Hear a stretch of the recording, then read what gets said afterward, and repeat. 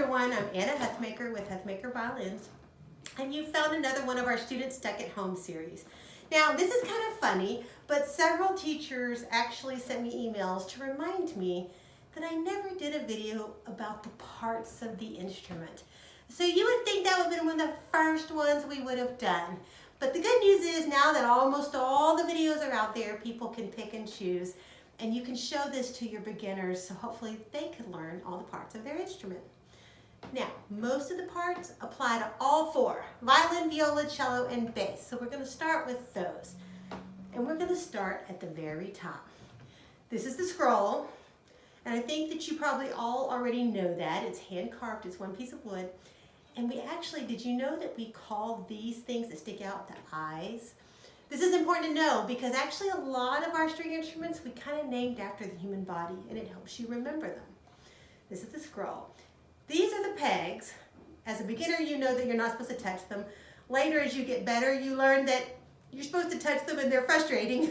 And then later, when we become better and better, we use them every day to tune our instruments.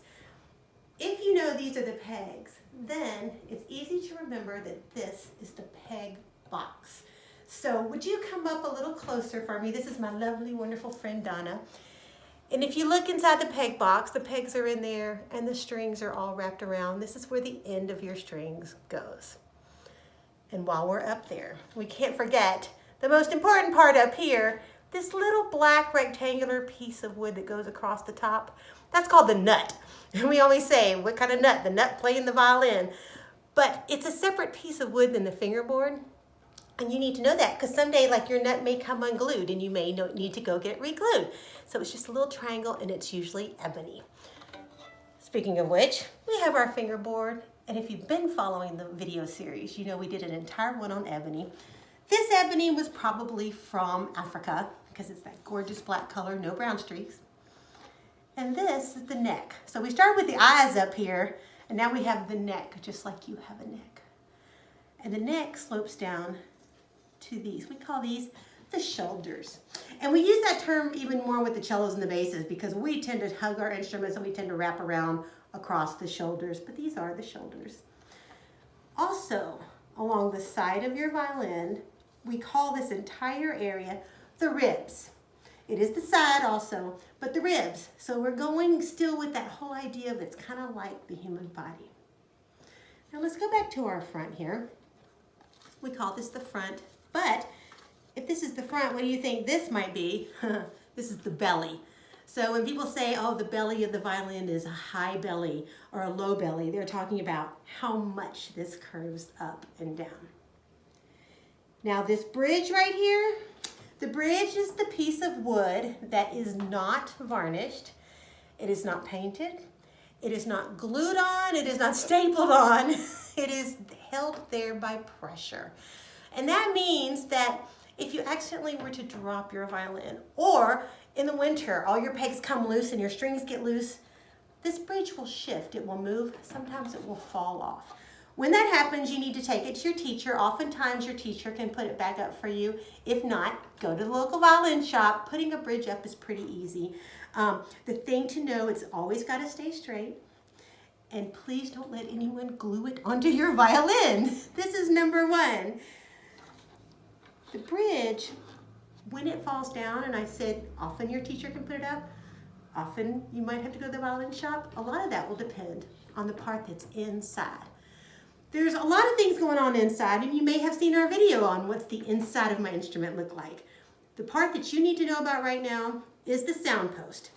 It is a dowel, and if you look in the F-hole on this side, you can see it in there. It is also, just like the bridge, it's not painted, it's not colored in any way, it's not glued in, it's not nailed in. It is held there exactly in the one particular place by pressure. So if your sound post, if your bridge falls down, that means the pressure has come off the top of your instrument. Then your sound post very well could fall down. And often then you do need to take it to the violin shop. It's not something you can easily put up.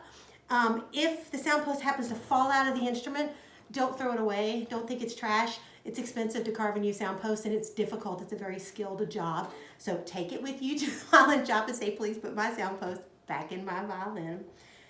I just mentioned these, but it's important because all the instruments have them. These are called F-holes. Some people call them sound holes.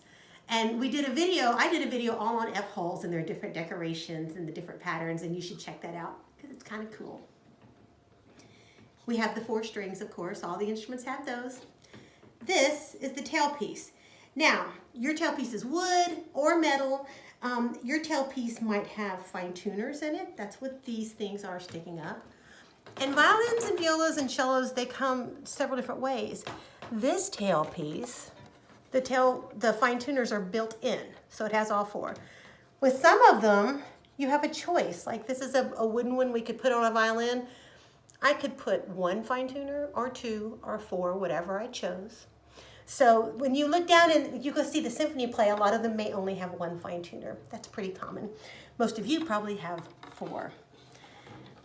And I want you to notice this black thing here at the bottom. This is the tail gut. Now this is the little baby tailpiece. It's very cute. But I want to show you because you can see that red tail gut really easily. The tail gut actually holds the the tailpiece on the instrument. And it's under a ton of pressure. You'd be shocked how much pulling is going on.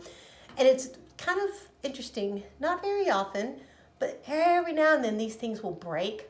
And when it breaks, it's like an explosion and the bridge goes flying and it usually makes a loud noise. And you think, oh my gosh, my instrument's destroyed. It's just this one little piece and it's kind of not that big a deal. You just go and get it fixed, not very expensive. But tail guts, they hold it all together. Also, the end button. That's what the tail gut's wrapped around.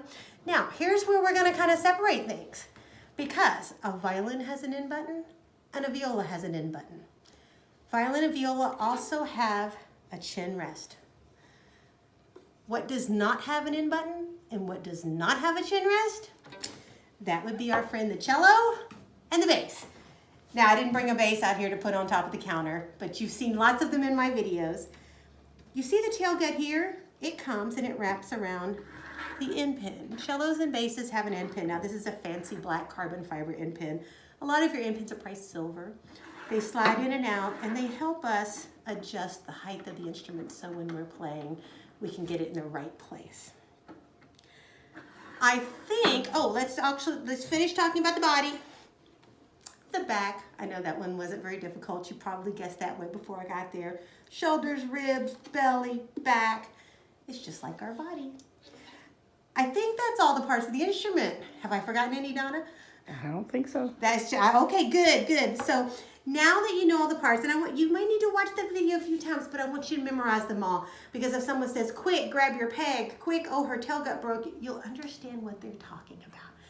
If you have any questions, I'm Anna Huthmaker from Huthmaker Violins. You can go on our website anytime and shoot me an email and I will answer anything because I love talking about this stuff. We're almost done with the school year. I've only got a few more videos to go. Please, please, please take a second.